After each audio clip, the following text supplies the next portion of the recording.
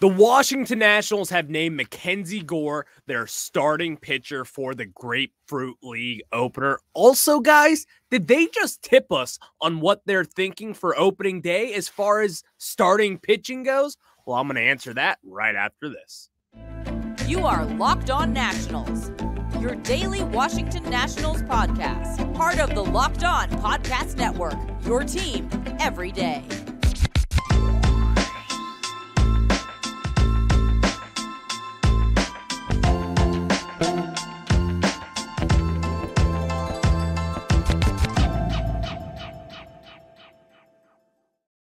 And thank you for making Locked On Nationals your first listen every day, as we are free and available wherever you get your podcasts. I'm your host, Ryan Clary, and I have taken my passion for the Nationals into podcast form here with the Locked On Podcast Network, where you get your team every single day, and that is the beauty of this network. Before we get started in today's show, this episode is brought to you by FanDuel Sportsbook, the official sportsbook of Locked On. Make every moment more. Visit FanDuel.com/LockedOn today to get started. And as I was saying, the Nationals have named Mackenzie Gore their opening day starter for spring training. I guess we could say that.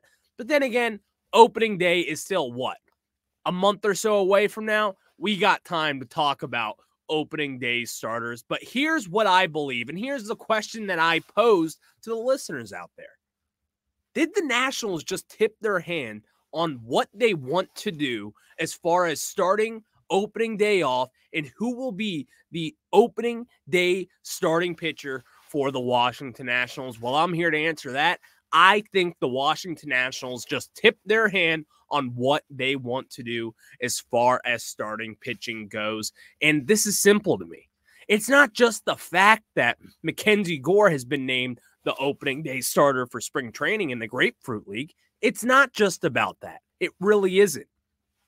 If you've been checking the news and the notes of spring training, just like I have, people have been wowed by Mackenzie Gore. And also, Mark Zuckerman, he actually talked about this the other day in one of his pieces, but Mackenzie Gore was ready to go last September. So his injury, and this is from his standards, Mackenzie Gore said he was perfectly fine and did want to pitch last September. Obviously, the Nationals told him, no, we don't want to take the risk. But now he's 100% healthy, ready to go for 2023, and I'm geared up for it.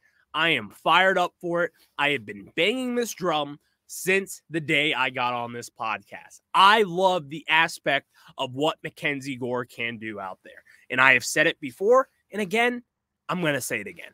Mackenzie Gore is the best starting pitcher that we have on this staff this very second. Josiah Gray, I love the potential. Cade Cavalli, love the potential. This is Mackenzie Gore's staff. This is Mackenzie Gore's staff moving forward. It's that simple to me. I look at what he can do. And it's not, again, I want to emphasize this. It's not just the fact that he was named the opening day spring training starter, whatever you want to call that. It's not just that. It's the fact that, one, this guy was a top 10 pick. And as far as all the prospects that we got back in return for that Juan Soto trade, don't just think Mackenzie Gore was a throw-in for the Nationals. He was part of the key pieces in return for Juan Soto, one of the game's best hitters as we sit here today. Mackenzie Gore has all you need in a starting pitcher. He has really kind of become a power left-handed pitcher. And what I mean by that is lefties are kind of more of finesse guys. That's usually how they're thought of. You think of a lefty, you think of Patrick Corbin. You think of that slider breaking in the dirt, and it's going to be tough on right-handed batters, but in particular, it's going to be tough on left-handed batters. Well, Mackenzie Gore is just that, kind of a finesse pitcher as well, but he's more so of a power pitcher. He can reach in the high 90s as a left-handed pitcher. Plus, with this tall, big frame, it's kind of tough to see the pitch coming out of him just because That's just how it is when you have that big, long frame the way that Mackenzie Gore does. It's easier to hide it with more room on your body, if you know what I mean. So Mackenzie Gore, this is why I think the Nationals did tip what they are doing for opening day. This could very well just be a rest situation. Maybe Josiah Gray is going to be throwing a 3-inning bullpen tomorrow, and we just don't know it yet. Maybe Cade Cavalli just threw a bullpen yesterday, and he's not going to be pitching. Same for Patrick Corbin. But no, I think the Nationals want to showcase what they got with Mackenzie Gore. I think they have seen enough with the young stud to say, this is the best pitcher on our staff right now. This is the guy that has what it takes to be a complete stud at the major league level. And that's what I believe. That's simply what I believe when looking at this. I look at Mackenzie Gore, and a lot of people, it's an easy comparison to make with Patrick Corbin. Well, Patrick Corbin, he's just not really the same as Mackenzie Gore is. They're not really similar in ways they pitch, at least when looking at it from the fact that Mackenzie Gore has a way more active fastball than the likes of Patrick Corbin. That's as simple as it is. But I will say, Patrick Corbin has the better slider. But in today's game, having a power left-handed pitcher, and on top of what he can do with his curveball and with his changeup, that is valuable to this team. It's rare to come across a left-handed pitcher that has this sort of potential the way that Mackenzie Gore does. And we have talked about it this year. What is this season about? It's about the draft. It is about development. Those are the 2 Ds for the Nationals in 2023. Drafting and developing. Mackenzie Gore obviously is in that development portion of this argument. We need to see what we can get out of Mackenzie Gore moving forward. I'm already set on him. I'm convinced that when he is healthy, he is a slam dunk top 2 pitcher on a good baseball team.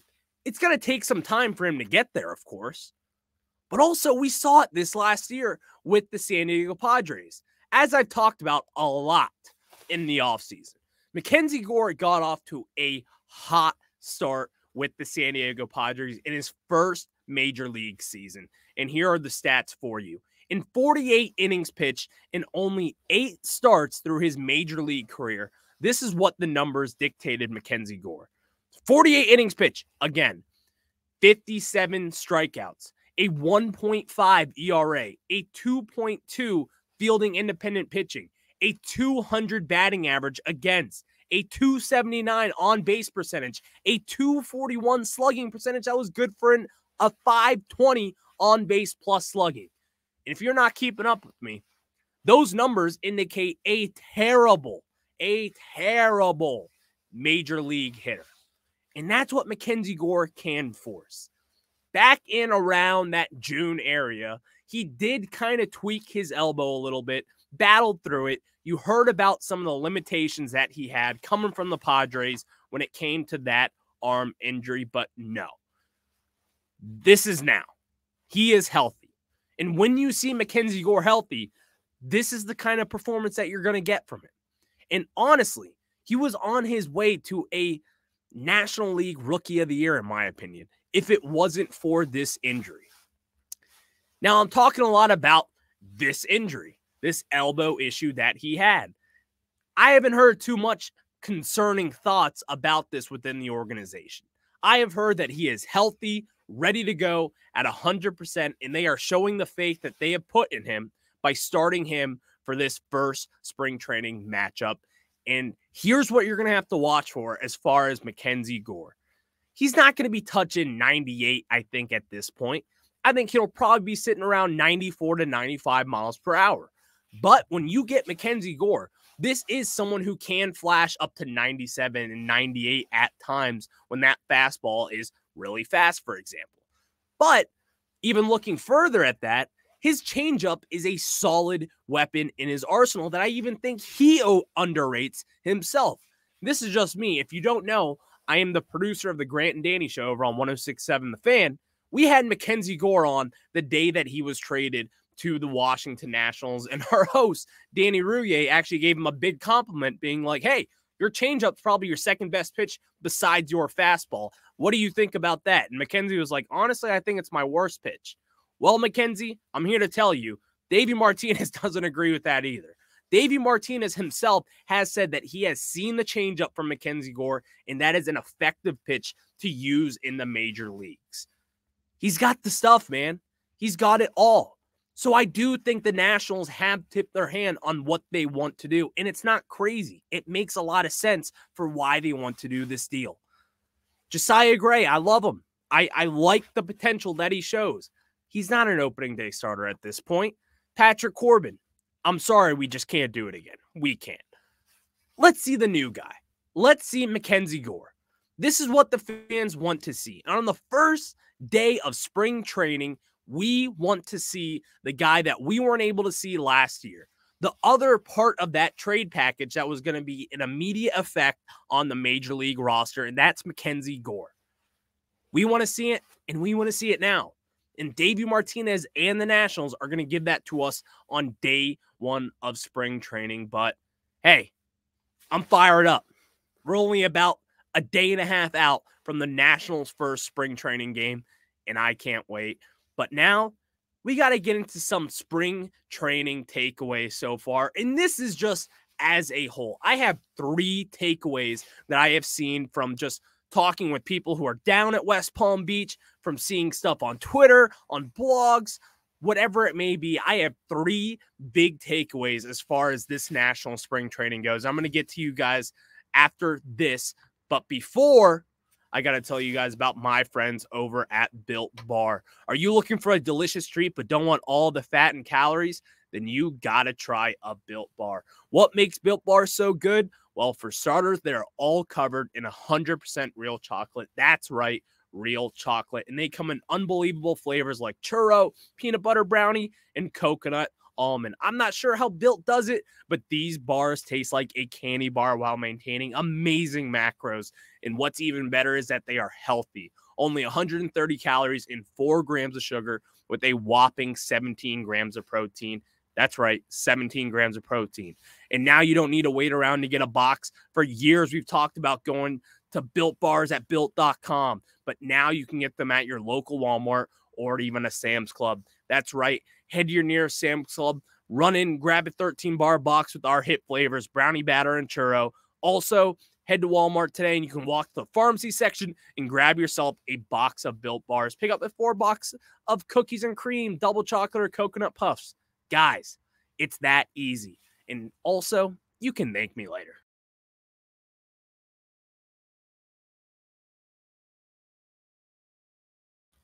And now we get into my 3 big takeaways for the 2023 spring training so far.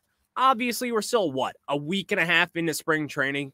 How many takeaways can I also get from that week and a half? Well, enough to have 3 big takeaways. And first off, I'm going to reiterate the point that I have been talking about this offseason, and it's simple. This bullpen will be solid, very solid. Now, I'm not talking it's going to be a top 5 bullpen in baseball. It's not going to be that. At least I don't think. But I think this will be an above-average bullpen as I sit here today. Now, there are a lot of what-ifs. What if Hunter Harvey just kind of had a great year last year? And what if he kind of lands back to earth? Well, I'm not seeing that with him. And he's impressed so far in his limited time down in spring training so far. They've talked about it. They've asked about it. And again, he was a former first-round pick. This guy's got the talent. The talent is not a question. It's the fact that, can he stay healthy? And 2, can he be consistent enough to be an everyday bullpen piece for the Nationals? And I think yes. But then again, beyond Hunter Harvey, Kyle Finnegan has established himself as a solid closer. If not a closer, then a setup man. You've seen it last year as he was closing games in the second half of the national season. And that's where you saw Kyle Finnegan kind of make a name for himself down the stretch for the Nationals. And also, we know this. I've said this before. These bullpen pieces are going to be valuable at the deadline. Very valuable. They always are. But then again, it's beyond that. You got a veteran with Carl Edwards Jr. You have Trevor Williams, who will be a starting pitcher, but you could also see him get a move to the bullpen where he has excelled at over his career.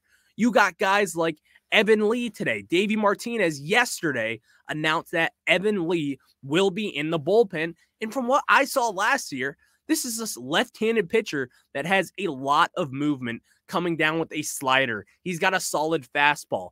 Plus, he's young on a cheap deal. This is someone to where you don't have to put a ton of worth into him, and you don't have to expect too much back. But we're starting to see results. And honestly, I liked what I saw from Evan Lee just this past year.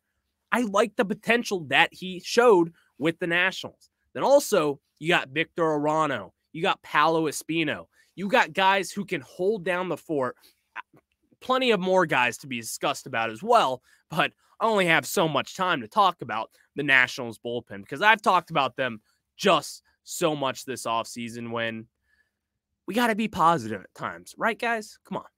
But before I get to my final two, thank you for making Locked On Nationals your first listen every day. Now listen to Locked On MLB Prospects, which is always hosted by Lindsey Crosby, the prospect encyclopedia of the Locked On Podcast Network. And that pod is free and available wherever you get your podcasts. And my second takeaway is that CJ Abrams is in the best shape of his life to take that next step this year. A lot of people have been talking about this down in spring training. He seems sharp. I was listening to an interview yesterday. All this kid wants to do is win. Well, I won't comment on that, actually. He wants to win. That's awesome. That's what we want to see from our young guys moving forward. Also, that he's gotten a lot bigger. You can see that he has clearly hit the weight room this offseason to emphasize his strength, not just to stay healthy for an entire season, but he also wants that power back. He wants to have that power that he hasn't really caught on his time in the minor leagues. But you see the frame, and that's what I look at when you're talking about 21 or 22-year-olds. Myself, I just turned 23 over the winter. I'm young-ish, I think. I grew about 2 inches over the last 2 years. It's not crazy to grow and even grow in your body even more. Your arms get longer. Your muscles get bigger. It just happens. That's the way that life works. I'm a teacher also. No, I'm not. But the point is, CJ Abrams is ready to take that next step up. And I see that just from the way that he acts himself. He acts like a veteran, which is what you want to see from your franchise shortstop, which I call him that. That's what you want to see from him. This is what we all want to see from CJ Abrams. Because also, CJ, while it is a big part of this rebuild for CJ Abrams to pan out, the time is not this second for him. But the way that his mind works, he's a competitor. He's just like anyone else. He wants to win. And that is the mindset that needs to be put in these young Washington Nationals players. And I'm glad to see that guys like Mackenzie Gore and CJ Abrams have seen what winning looks like elsewhere outside the Washington Nationals. They were with the San Diego Padres, who have been quite successful over the last few years and have won a ton of games. But that's beyond the point. CJ Abrams is ready to take that next step this year, and that is my second big takeaway from spring training so far down in Florida. But my third one, this one is a little bit out of left field, but hear me out. Mid-Atlantic Sports Network, a.k.a. Masson, they still stink. They stink, and I'm sorry. This is something to where, again, we all know reporters out there. I'm not going to name any names out there. We love him. We love all of them. This has nothing to do with their employees or who covers the team with Masson. This is simply with the decision makers, a.k.a. the Angelos family, the Baltimore Orioles owners. Masson will only be airing 3 games this year during spring training, and the first game comes on March 11th. I did not plan this. In fact, I would love to talk about a whole episode on just how they're only going to air 3 spring training games. 3 games in spring training. 3 games. I can't get over how bad that is just looking at it from above. And not even the fact that they're only going to be doing 3 games. Their first game that they will be broadcasting on Masson won't be until March 11th. That is now what? 15 days away from now? That's over 2 weeks until people in the DC area, obviously, a lot of people are going to be subscribing to MLB TV now from this, but then again, the blackout issues. Masson is only broadcasting 3 games in spring training. I don't care that there's not a lot of hype around the Nationals this year. I don't care. You and I, we care about this team. We want to watch them on a daily basis. And getting a network just to broadcast 3 damn games is unacceptable. You can talk about how maybe some guys just don't want to do the spring training games. But we all know what this is about, and it's about saving some money. Fine. I like to save money as well. But you can't tell me that during this time in spring training, do we care about who calls the games in spring training? No. It could be a college student that is 19 years old. It could be a 10-year-old for all I care. I want to have my eyeballs set on the screen to watch Masson. And to see that their first game that they will be broadcasting is not until March 11th is absolutely unacceptable. And if you have made it this far, I hope to God you tweet at me and you share the same remarks that I do, because that is a complete joke. A joke. And I can't stand it. I just can't. Again, I could have gone on for hours on that operation, but I won't. I like my job. So there's my 3 big takeaways from spring training. But also, the MLB is cracking down on something again, which is weird. Again, it's just why MLB? Why do you have to get in your own way?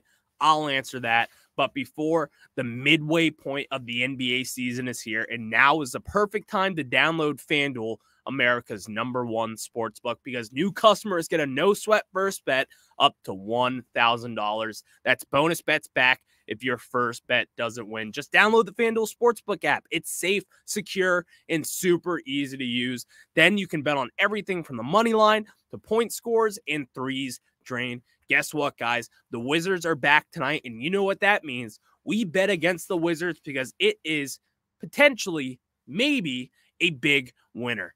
That's just my opinion on it. I think the Wizards kind of stink. Plus, FanDuel even lets you combine your bets for a chance at a bigger payout with a same-game parlay. So don't miss the chance to get your no-sweat first bet up to $1,000 in bonus bets when you go to FanDuel.com/lockedon. That's FanDuel.com/lockedon to learn more. Make every moment more with FanDuel, the official sports betting partner of the NBA.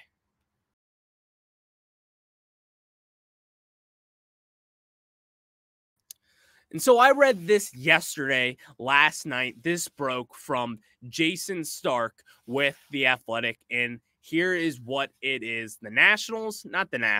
Major League Baseball is gearing up to refocus on sticky stuff enforcement. Why? Why Major League Baseball? Here's the thing that I think with sticky stuff. Growing up, we talk about steroids. We talk about all these different mechanisms, like using video to cheat the game. What do most players, for hitters actually, rather than players, what do most hitters use up there at the plate to keep a nice little grip on the bat? It's simple. Pine tar. So this sticky stuff, the spider tack, now that stuff, I get why you ban that. I understand that. But you're telling me that a pitcher just can't have a little bit of pine tar. Yes, there may be a slight competitive advantage, But if you're going to look at it that way, Major League Baseball, then why don't you look at it this way? You should ban pine tar for hitters as well.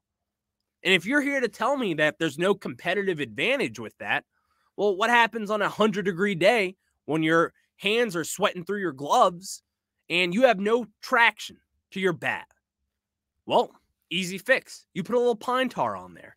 And yes, it's not just used for a sweaty day in July for pitchers. It's used all the time. I get it. Pine tar is as well. And it keeps a nice, solid grip to your bat. And I don't care what anyone says. That is technically a competitive advantage if you look at it from that perspective. Because you could make the argument that, hey, all you guys need is batting gloves. You don't need any extra grip to keep your bat in a steady position. You don't need it. You really don't. But with pitchers, which honestly, you saw it last year, batters were getting hit at an absurd rate. What does that tell you? Well, it tells you that a lot of pitchers were using these foreign substances. Now, again, let me reiterate. The spider tack stuff that you can literally hold on a cinder block with just by sticking your hand up like this, okay, I understand why that is banned. But you're telling me that a little bit of pine tar that helps keep a nice solid grip on for your fastball on a hot summer day, I think that is perfectly fine. Sweat and rosin, I'm sorry. That's the old school way of doing it, in my opinion.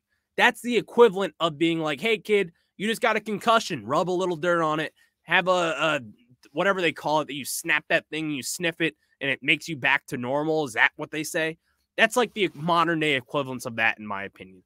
Just put a little sweat on it, put a little rosin on it, you'll be good to go. That's your sticky stuff moving forward. Nuh-uh. That is stupid. I'm sorry. I get it. I get all of the spin rates and how everything alludes to the sticky stuff and how it affects that and how Trevor Bauer exposed this all. I get that argument for it. But then again, guys, most pitchers were doing this. If not most, a good chunk of them at least. At least. It's clear and evident that that was the case. So where is the line going to be drawn for Major League Baseball? When is enough for Major League Baseball to be like, hey, don't use spider tack. Have a little pine tar. Have some dirt in that pine tar. Dry up your hands a little bit. And that's that. Is it that easy? Or is it that hard to ask for this, MLB? I think it's a little ridiculous that they're going to be cutting down on this again, because I guess this is what they do now. It's whatever. Thank you for making Locked On Nationals your first listen every day. Now make your second listen Locked On MLB Prospects, again hosted by Lindsey Crosby, the prospect encyclopedia of the Locked On Podcast Network. And of course, it's free and available wherever you get your podcasts. So thank you guys for tuning in today. I will have more for you tomorrow before the National Spring Training Contest against the St. Louis Cardinals. So we're going to preview that for you on tomorrow's show. So you're going to want to stay tuned for that. And of course, thank you guys again for making Locked On Nationals your first listen every single day. Guess what? Baseball